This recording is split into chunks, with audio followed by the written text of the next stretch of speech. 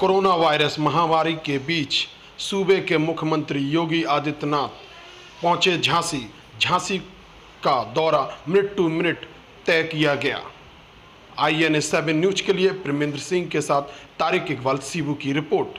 INA7 news Jhansi. समस्याग्रस्त प्रदेश बन जाएगा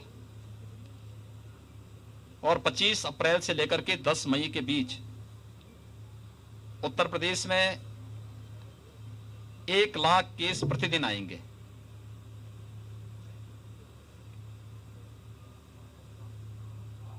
उत्तर प्रदेश ने सफलतापूर्वक इसको फेस किया और ये समस्या नहीं आने दी। पिछले प्रदेश के अंदर जो सब मैक्सिमम जो प्रतिदिन पॉजिटिव केस आए थे वह 24 अप्रैल को आए थे 38,000।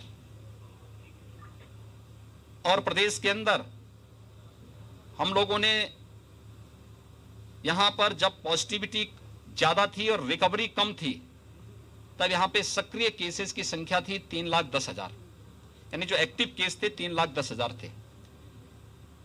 आज प्रदेश के अंदर जो पॉजिटिव केस आए हैं वह 38,000 से घट करके अब ये 4,800 तक आ गए हैं। और जो प्रदेश के अंदर एक्टिव केस थे 3,10,000 30 अप्रैल को, आज प्रातः 6 बजे तक उनकी जो संख्या है यह घट करके अब 84,000 पे आ गई है। यानी हम लोगों ने पिछले 22 दिनों के अंदर 2,26,000 से अधिक एक्टिव केस को रिकवर करके उन्हें सकुशल घर भेजा है। प्रदेश की रिकवरी इस समय 93% से अधिक है। प्रदेश के अंदर पॉजिटिविटी अभी 2 के आसपास है। लगातार प्रयास किए जा रहे हैं। टेस्टिंग प्रदेश की सर्वाधिक है। 4,67,00,000 से अधिक टेस्ट वर्तमान में प्रदेश यहां पे कर चुका है। लेकिन फर्स्ट वेव और सेकेंड वेव में कुछ अंतर था। फर्स्ट वेव में हमें ऑक्सीजन की किल्लत नहीं हुई, लेकिन सेकेंड वेव में जितनी अधिक संक्रमण था उतनी तेजी के साथ ऑक्सीजन की आपूर्ति की मांग भी बढ़ी और एक प्रकार से क्राइसिस से देखने को मिली। हम आभारी हैं भारत सरकार के जिन्होंने हमें ऑक्सीजन एक्सप्रेस उपलब्ध करवाई, वायुसेना के विमान उपलब्ध करवाए। हम लोगों ने जहां ऑक्सीजन उपलब्ध थी देश में वहां से ऑक्सीजन एक्सप्रेस के माध्यम से प्रदेश के अलग अलग जनपदों में उपलब्ध करवाने का कार्य किया। और आज भारत सरकार के सहयोग से राज्य सरकार और तमाम हमारी अन्य संस्थाएं मिलकर के हर जनपद को ऑक्सीजन के क्षेत्र में आत्मनिर्भर बनाने के लिए भी कार्य कर रही हैं। अकेले इस कमिश्नरी में 15 नए ऑक्सीजन प्लांट लग रहे हैं। झांसी में 6 ऑक्सीजन प्लांट अकेले झांसी में लग रहे हैं। लेकिन हमने थर्ड वेव की भी तैयारी की है। थर्ड वेव के लिए अभी से हर मेडिकल कॉलेज में पीडियाट्रिक ICU के निर्माण की कार्रवाई हमारी प्रारंभ हो चुकी है। हर डिस्ट्रिक्ट हॉस्पिटल में भी, इसके अलावा ग्रामीण क्षेत्र में CSCs में भी हम इसको फोकस कर रहे हैं। दूर दराज के लोगों को इस ना आना पर बहुत उनको समस्या ना होने पाए, इसके लिए इसको फोकस करते हुए अभी से इस अभियान को हम लोगों ने लिया है। और इसीलिए मैं बुंदेलखंड के प्रवास पे आया हूं। बुंदेलखंड में भी मैंने झांसी, ललितपुर और जालौन की समीक्षा बैठक ली है।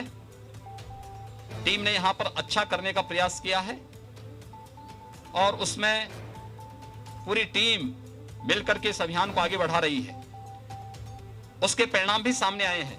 जो पॉजिटिविटी रेट यहां पर थी उसमें काफी गिरावट आई है। रिकवरी तेजी के साथ यहां पर बढ़ी है।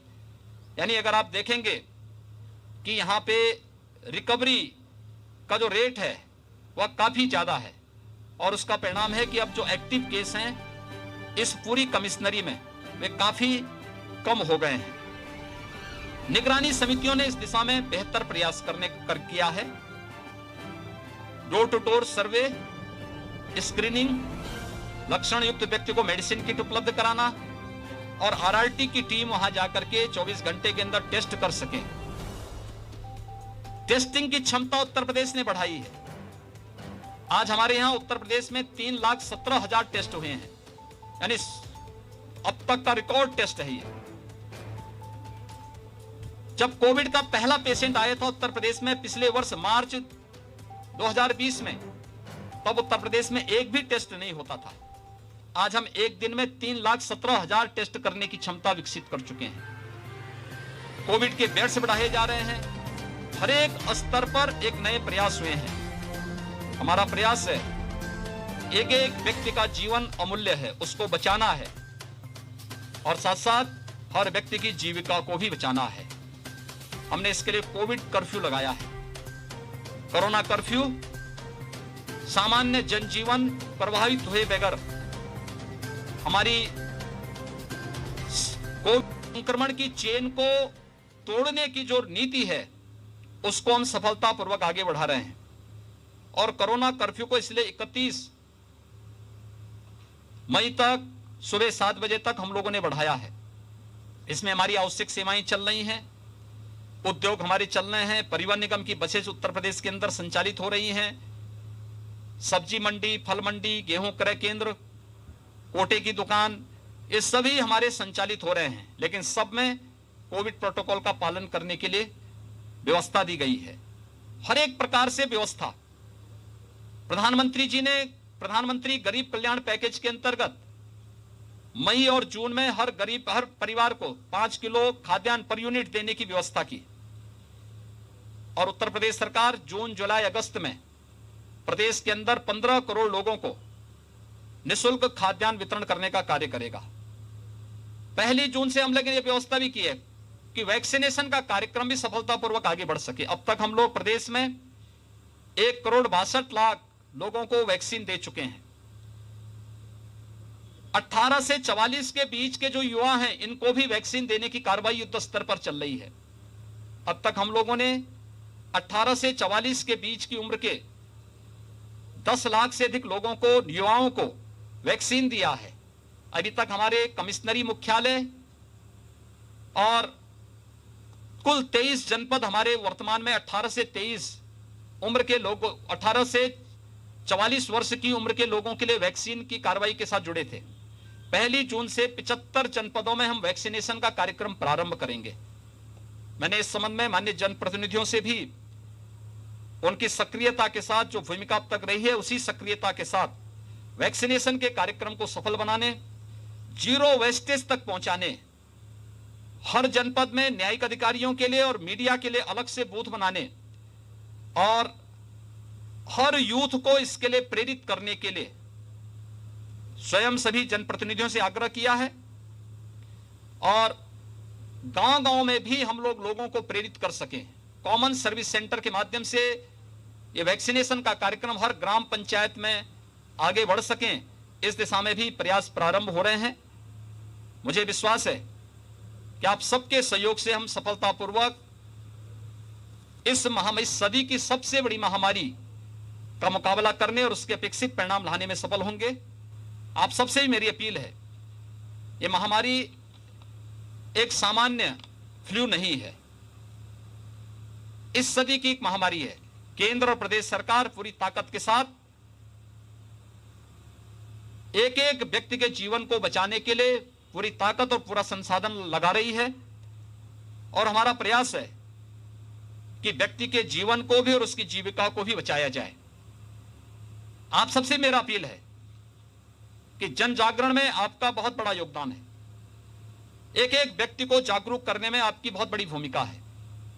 हर व्यक्ति से हम इस बारे में कहें कि जो चीज पहले वेब से ही जिन बातों के लिए अपील की जा रही है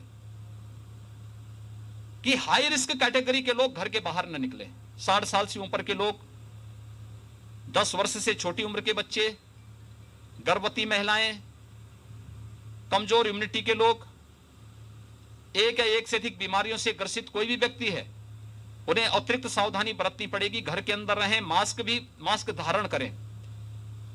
शेष अन्य लोग अगर आवश्यक नहीं, कोई महत्वपूर्ण कार्य नहीं, तो घर के बाहर न निकले। आवश्यक है तो मास्क लगा करके ही पब्लिक प्लेस पे आए। अगर हम ये सभी लोग इन चीजों के बारे में लोगों को जागरूक कर सकें, कोरोना प्रोटोकॉल का पालन करने के लिए लोगों को प्रेरित कर सकें, वैक्सीन के साथ सबको जोड़ सकें और वैक्सीनेशन के कार्यक्रम को भी सफलतापूर्वक आगे बढ़ा सकें, तो इस महामारी से सफलतापूर्वक हर गांव, हर कस्बा, हर जनपद, हर राज्य और पूरा देश सफलतापूर्वक निकल करके इस सदी की सबसे बड़ी महामारी को परास्त करने में सफल होगा। और हमें विश्वास है कि हम सभी मिलकर के इस महामारी का सफलतापूर्वक मुकाबला करेंगे। धन्यवाद जी।